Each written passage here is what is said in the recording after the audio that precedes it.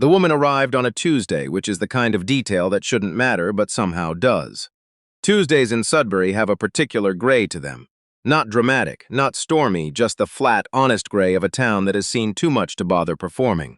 And there she was, stepping out of a black Audi that had no business being parked on Elgin Street, wearing a coat that cost more than 3 months of anyone's rent on that block. Raymond Okeke noticed her from his front porch. He was sitting there the way he'd been sitting there every morning since the plant closed.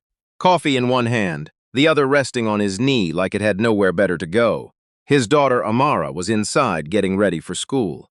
He could hear her moving around, the particular rhythm of her 8-year-old morning. The bathroom tap running too long, the cereal drawer sticking, then the little grunt she made when she finally pulled it open. He watched the woman check the address on her phone, then look up at his house, then back at her phone. He didn't move. She crossed the street anyway. Now you have to understand something about Raymond before this story goes any further. He was not a man who scared easily. He'd grown up in this town, worked 22 years in the nickel processing facility on the east side, raised a daughter alone after his wife Diane passed from an aggressive cancer when Amara was just 3. He'd done all of that without flinching, or at least without letting anyone see him flinch. But something about this woman walking toward him, her deliberateness, the way she kept her chin slightly down, not in timidity but in the manner of someone bracing for impact, made something shift in his chest that he hadn't felt in a very long time. It felt, if he had to name it, like the moment before bad news. "Mr. Okeke," she said when she reached the bottom porch step. She didn't come up. "That's me. My name is Claire Harwood." She paused. "My father was Gerald Harwood." Raymond didn't say anything. He set his coffee mug down on the railing very carefully, the way you set something down when you need your hands to be empty. Gerald Harwood. The name sat between them on that porch step like something neither of them wanted to touch. The Harwood family had owned Harwood Industrial Solutions for 40 years. Gerald Harwood had run it for the last 20. When the Provincial Environmental Review came through on the Copper Ridge site, the site that Raymond had flagged 3 separate times in writing, informal safety reports that had his name on them, Gerald Harwood's company had buried the findings, quietly, efficiently, with the help of a lawyer and a consultant and a rewritten summary that made 3 pages of contamination data disappear into a footnote. Raymond had been the one who noticed. Raymond had been the one who pushed. And Raymond had been the one who, 18 months later, found himself quietly walked out of a job he had done for 22 years, with a severance package that included a non-disclosure clause he hadn't fully understood when he signed it. Because he'd been exhausted and grieving, and his daughter had been sick that week with a chest infection, and he had not been thinking clearly. That was 4 years ago. "I know who your father is," Raymond said. "Was," Claire said. "He passed away 6 weeks ago." Raymond looked at her for a long moment.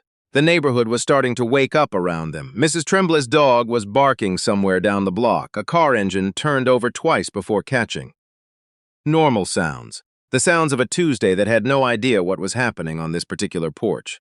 "I'm sorry for your loss," Raymond said, and he meant it because he was that kind of man.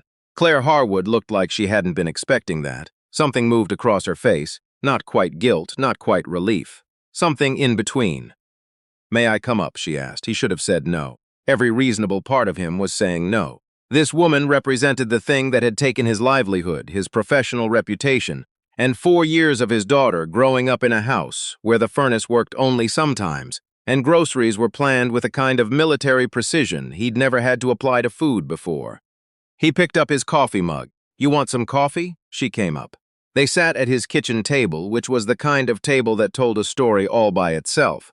The corner where the laminate had started peeling. The crayon marks that hadn't fully come out despite everything. The single placemat that was Amara's, 'cause Raymond ate standing at the counter most mornings. The habit of a man who didn't think he was worth sitting down for. Amara came thundering down the stairs, stopped dead when she saw the woman at the table, looked at her father. "Who's that?" "A guest," Raymond said. "Backpack. Bus is in 10 minutes." Amara Okeke was 8 years old and had her mother's eyes and her father's stubbornness in equal measure. She gave Claire a long, assessing look in the manner of children who have spent too much time around adult problems and have developed an instinct for them. "You look fancy," Amara said. "Amara, she does, though," Claire almost smiled. "I do," she agreed. Amara grabbed her backpack from the hook by the door. She kissed her father's cheek, the easy, unself-conscious affection of a child who has never had reason to doubt she is loved. And she left, and the door banged shut behind her. And then it was just the two of them. Raymond sat down across from Claire. He put both hands around his mug and looked at her directly. The way he'd been taught was respectful, the way he still believed in even when it hadn't always been returned. "Say what you came to say," he said. Claire Harwood opened the bag she'd brought in with her and placed a folder on the table.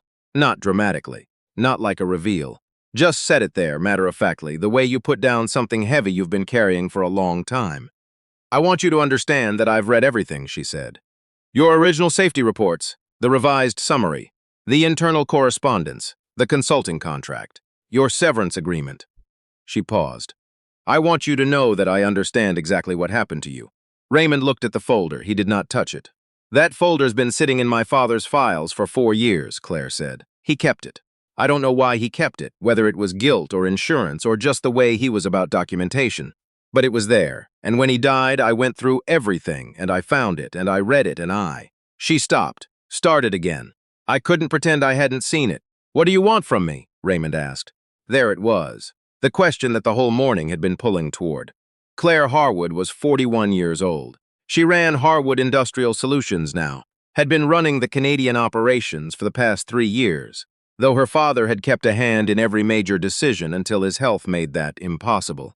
She was competent and direct, and had spent 20 years in a business that rewarded neither of those qualities in women, which meant she had developed a particular kind of armor, precise language, controlled effect, the ability to be in a room full of men questioning her authority and give them nothing to work with.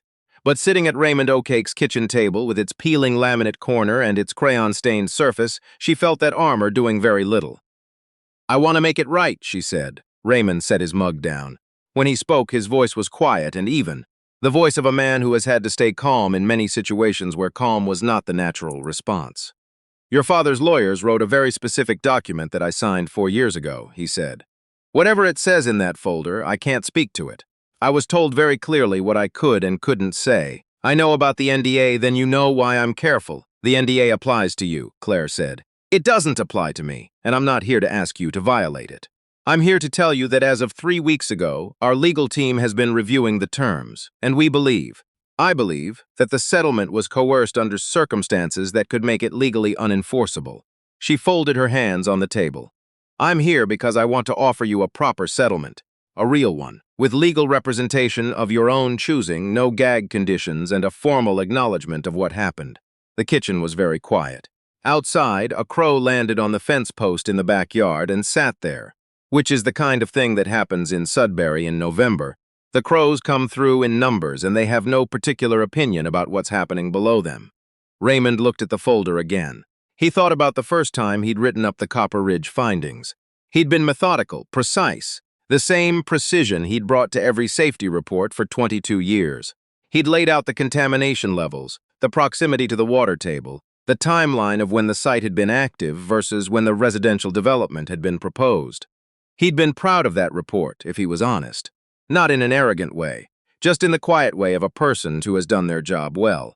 He thought about the meeting where Gerald Harwood had looked at him across a boardroom table. Gerald, with his reading glasses and his pressed shirt and his absolute certainty that he was the kind of man whose decisions were final, and told Raymond that the report had some issues and would need to be revisited.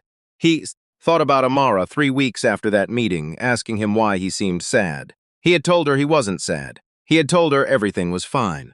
He had told her that lie for 8 months while he quietly looked for other work and found that his name, Raymond Okeke, 22 years of exemplary safety records, had somehow developed a reputation for being difficult. "You know what it cost me?" Raymond said. "Not just the money. Though the money it was bad. Amara was in grade 2 when I lost that job, and I couldn't afford the school trip to Ottawa, and she had to stay behind. She didn't complain, she didn't go. And she was old enough to understand why and young enough that it probably left a mark, even if she can't name it." Claire was listening. She was not looking at the folder, not at her hands, not at the window.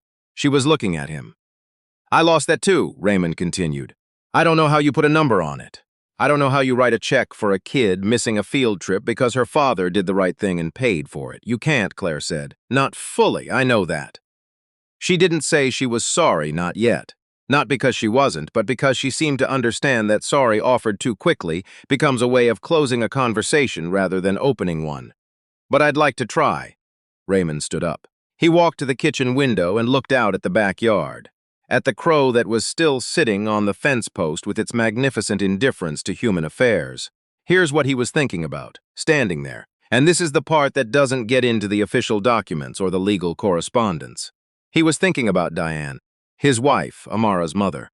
Diane, who had been gone for 5 years now, who had believed in Raymond's sense of justice with a ferocity that sometimes frightened even him.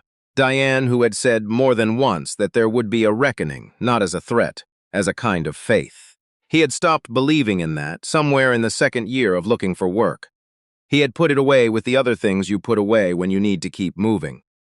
"I need you to understand something," Raymond said, still looking out the window. "I'm not angry at you. It's important that you know that, because this is going to sound like I'm angry." He turned back to face her.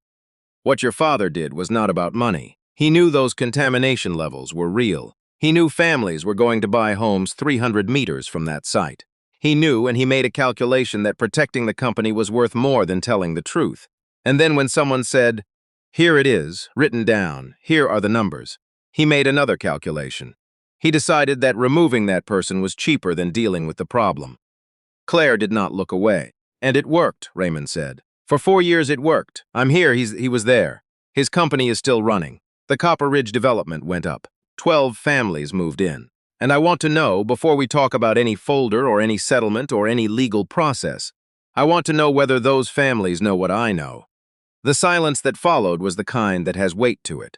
Claire reached into the folder. She pulled out a second document, not the settlement papers, something else, and placed it on the table. 3 months ago, we retained an independent environmental firm to retest the Copper Ridge site. The original contamination was in a vein that moved east, not toward the residential area. The families are safe. She paused. I'm not telling you that to make what happened acceptable. What happened to you was wrong regardless of where the contamination moved. But I want you to know that when I went looking, that was the first thing I looked for. And the answer is, they're safe." Raymond sat back down at the table. He picked up the second document. He read it carefully, not quickly, not performatively, just the way he had always read reports, with attention. You could see him doing it, the same methodical focus he'd brought to 22 years of safety records, the habit that had cost him so much and that he had never once considered abandoning. When he finished, he put the document down. "Your father knew this report would come out the same way?" he asked. "He suspected," Claire said. "He wasn't certain. And by that point, removing the uncertainty was more important to him than—" She stopped. She started again. "He was not a good man in all the ways that matter. He was my father, and I loved him, and he was not a good man in all the ways that matter. I'm not here to defend him." "Why are you here?" "Because he left me a company," Claire said, "and everything in it, including the filing cabinet with your folder in it. And I can either keep carrying what he built, the whole thing exactly as he built it, or I can decide what I want to be responsible for." She looked at the table. "I don't want to be responsible for this." There's a moment that sometimes happens between two people when something shifts, when the particular kind of distance that circumstances have built between them starts to look less permanent. It doesn't announce itself. You can miss it entirely if you're not paying attention. Raymond Okeke felt it somewhere around that sentence, and he filed it away without naming it, the way you do with things you're not yet sure you can trust. "I'm going to need a lawyer," he said. "Yes," Claire said. "I'd like to recommend you don't use anyone who's had prior dealings with Harwood Industrial. Other than that, your choice entirely. I know a woman in Sault Ste. Marie. We were in school together. She handles labor cases. That sounds right." Raymond nodded. He put his hands flat on the table. Both of them, palms down, which is a thing people do without knowing they're doing it when they're about to agree to something they've thought through all the way. "I'm going to need the full file," he said. "Everything. Not a selected portion. I'll courier it to your lawyer by Friday, and I want it on record, formal record. Not just a settlement, that the original safety reports were accurate and that the process that removed me from my position was retaliatory. That will be in the acknowledgement document. Then we can talk." Claire Harwood picked up her bag. She stood up from the table. She did something then that she hadn't planned to do. It wasn't strategic, wasn't calculated. It was just what happened when the armor came down for a moment, and she was standing in a small kitchen in Sudbury in November, looking at a man who had done everything right and been made to pay for it. She said, "I'm sorry, for all of what he did and for how long it took and for the school trip to Ottawa." Raymond looked at her. "She went last spring," he said. Grade 3 class trip, they do it every other year. She called me from the bus on the way home, and she talked for 45 minutes about the Parliament buildings and the Rideau Canal and this one particular Mountie who had let her hold his hat. He paused. She went. I want you to know that she went. Claire Harwood left the way she'd come, back across Elgin Street to the car that had no business being parked there, and she drove away and the neighborhood went back to its Tuesday. Raymond washed the coffee mugs. Both of them, because you wash your guest's cup too. That was how he'd been raised, and it was a small thing, but it was his. He called his friend in Sault Ste. Marie that afternoon. Her name was Patricia Ease, and she had been practicing labor and employment law for 15 years, and when Raymond explained the situation, she was quiet for a long time, and then she said, "Send me everything. Raymond, send me everything." The process that followed was not simple or quick or without its complications. There were 3 months of correspondence and one mediated meeting in a boardroom in Toronto that Raymond attended in his best jacket. The same jacket he'd worn to Diane's memorial service, the only formal jacket he owned. And across the table were Claire Harwood and 2 Harwood lawyers and Patricia. And they went through every document with the kind of careful, dry precision that the law requires and that somehow makes the most human of injuries sound like line items. But the acknowledgement was there, in writing, formal, clear. Raymond Okeke's safety reports had been accurate. The process that terminated his employment had been retaliatory. The settlement amount was substantial enough to matter, enough to fix the furnace properly, enough to set something aside for Amara, enough to make the next few years look different than the last 4. He didn't celebrate. That's not who Raymond was. He called Patricia when the documents were signed and said thank you and meant it down to the ground. And then he called his sister in Timmins. And then he sat at his kitchen table for a while by himself. Amara found him there when she got home from school. "Why are you sitting in the dark?" she said, because it had gotten dark while he was sitting there and he hadn't noticed, thinking. She turned the light on with the authority of someone who finds it unreasonable to sit in the dark when there is a perfectly good light switch. She sat across from him in the chair where Claire Harwood had sat that morning, which felt like a long time ago now. "Good thinking or bad thinking?" Amara asked. Raymond looked at his daughter. He thought about what it had cost to raise her in this house, in these years, with the specific weight of what had happened sitting underneath everything. Underneath the homework and the school lunches and the Christmas mornings, and all of it always there, the knowledge that he had done the right thing and been punished for it. He thought about what it would cost Amara to grow up knowing that story, and what it would cost her to grow up not knowing it. "Good," he said, "the good kind." Amara considered this with the gravity she brought to all important assessments. "Okay," she said, and got up to look in the fridge because she was 8 and goodness and dinner were both real priorities, and dinner was more immediate. Raymond Okeke went back to work in the spring. There was a provincial environmental monitoring position that had been posted in February with a firm that did independent assessments for municipalities across northern Ontario. And he applied, and they called him, and he went to the interview in the same jacket. And they offered him the job on the basis of 22 years of exemplary safety records, and the acknowledgement letter that he was now legally permitted to include in his professional portfolio. His first site visit was a decommissioned mill property outside Chapelot. He walked the perimeter on a morning in April when the ground was still half frozen and the birch trees were doing that thing they do in early spring where they look silver before they look green. He had his clipboard and his testing kit, and the particular calm attention that was the thing he brought to work that no filing cabinet and no severance clause had ever managed to touch. He took his readings. He wrote his report. He put his name on it without hesitation the same way he always had. The spring in northern Ontario is not a gentle thing. It does not arrive soft or gradual. It pushes through, breaking ice that seemed permanent, and then one morning the world just looks different than it did the week before. And you realize the change had been building underground the whole time you thought nothing was moving. Raymond Okeke understood that. He had always understood that about the North. He filed his report and drove back towards Sudbury, through the Boreal and the Canadian Shield, through the country that had held him his whole life with its particular rough honesty. And he thought about a Tuesday in November, when a woman had walked across Elgin Street toward him, and the weight of something long buried had finally, some debts can be paid. Not all of them, but some, that matters. It has to matter. And maybe the reason you're still watching, still here, still listening, is because somewhere in you, you believe it too.